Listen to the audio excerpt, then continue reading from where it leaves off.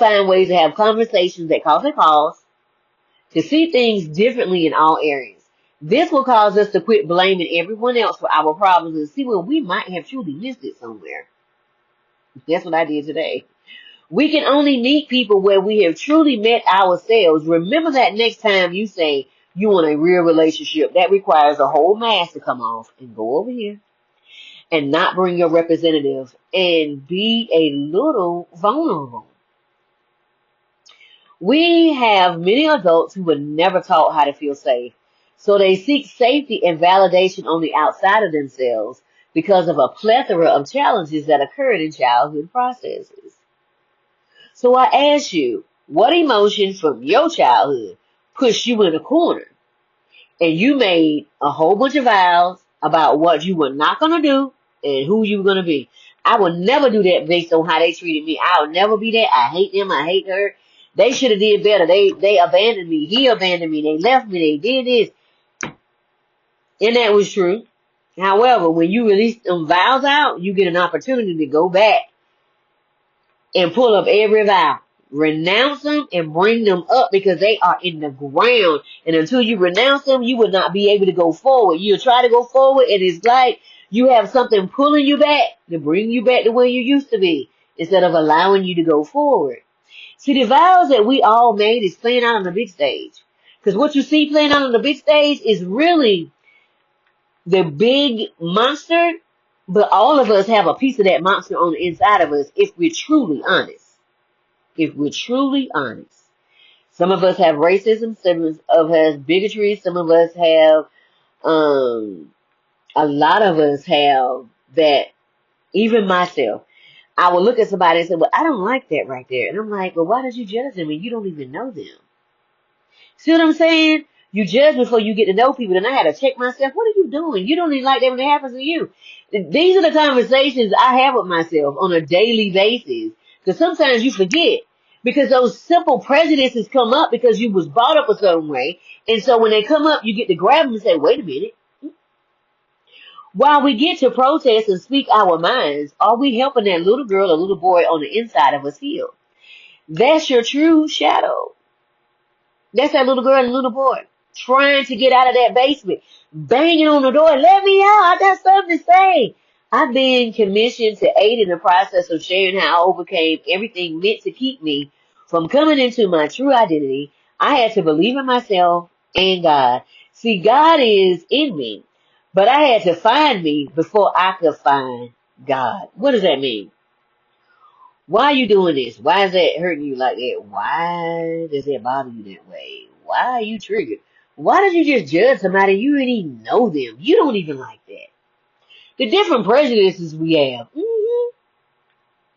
We're taught God's on the outside of us, but God is on the inside of us waiting to be tagged into our battles. 2 Corinthians 10, Ephesians 6, says the same thing. We're fighting principalities, rulers of the darkness, and spiritual wickedness in high places. These are those negative thinking that has gone on for so long in society that is old as apple pie. We have prejudice, we have racism, and all of us have prejudice, whether we want to answer to it or not. But we have racism, we have sexism, we have every ism. If you can think of it, it's here. And that's what Jesus was talking about with the Pharisees and the Sadducees and religious leaders.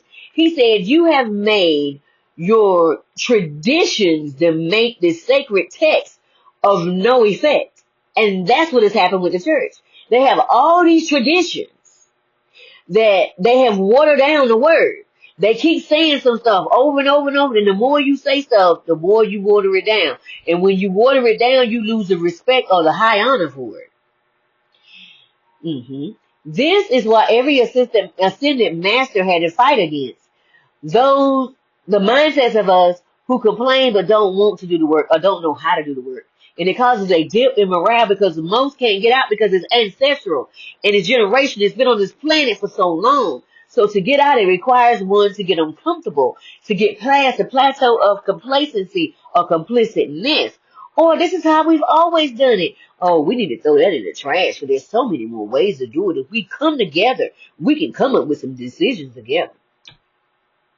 When are we going to respect each other? Yes, we know the FBAs was here first. Okay. We also know that everyone's life is important. at the same point, if people are not willing to fight for, if people are not willing to fight for themselves, no one is going to do the work for you. What are you willing to bring to life? What dream are you willing to bring to life? Everyone has one. Bring yours back. Remember, if it hurts people, you're not dealing with people no more. You're dealing with God. What do you really believe? It's time to operate in it now because the world needs you. You can change the world with one thing that you do that lights up. Superstar. Fight for your dream while hurting none. We've learned a lot in the last few weeks. Do what is right for you. No one lives your life but you. Be sovereign, not controlled. Think for yourself. And if you protect those that can't or don't know how to protect themselves, do so. Bring your dream to life no matter what you see in front of you. May the force be with you as you go, and the power of God be in your heart as you move. Okay.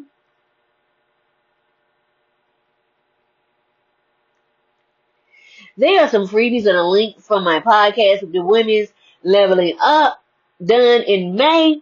And then 3 magazines I was covering in September, October, January, and December. Look at the description below to find the things that truly light you up and leave everything else behind. I cannot wait to talk to you soon. Remember, I placed my own personal bookstore down there as well. There we go.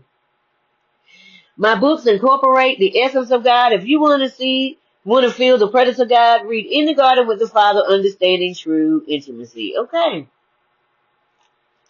Let's get this. Page 86. Stop trying to figure out what's coming next. Rest in me. I've got this all figured out. I know you're wondering, okay, now what? Just rest in my presence. Trust me. Trust me. I'm wrapping you in my love with my loving arms. Rest in me. I can handle it. Rest. God is good. When I sent it, I was going to overlook it, and he said, don't even try.